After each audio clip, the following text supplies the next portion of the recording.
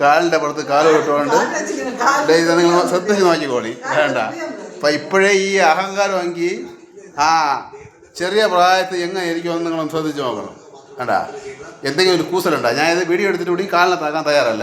കണ്ടാ കണ്ടാ കണ്ടാ നിങ്ങൾ കണ്ടാ കണ്ടാ കണ്ടാ കണ്ടാ അടിക്കണ്ട അത് നോക്കില്ലമ്മാ ഇല്ലേ?